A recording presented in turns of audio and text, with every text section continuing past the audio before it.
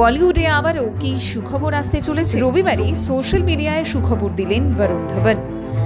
জানিয়েছেন বাবা হতে চলেছেন তিনি।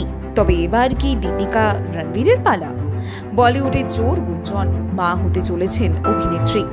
রণবীর সিং ও তার ঘরে আসতে চলেছে নতুন অতিথি। সম্প্রতি বাফটা অ্যাওয়ার্ডের মঞ্চে দেখা যায় দীপিকাকে, কিন্তু সেখানে ছিল না কোনো বেবি বাম্পের ছবি। তাহলে সত্যিটা কি? জানা যাচ্ছে 2 মাসের অন্তঃসত্ত্বা দীপিকা। যদিও দীপিকা বা রণবীর কেউ এ বিষয়ে এখনো পর্যন্ত মুখ খুলেননি। তবে সত্যি কি মা হতে চলেছে দীপিকা?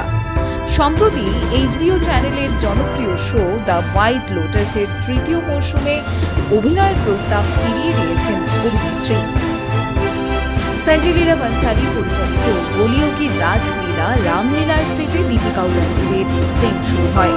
2018 সালের 14 ও 15 নভেম্বর ইটালির লেক ক্যামোতে গিয়ে বিয়ে করেন তারকা যুগল।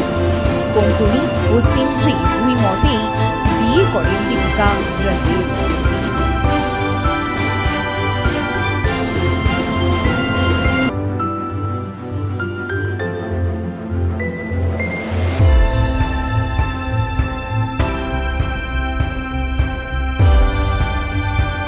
পর কেরিয়ারেই মন দেন দুই তারকা।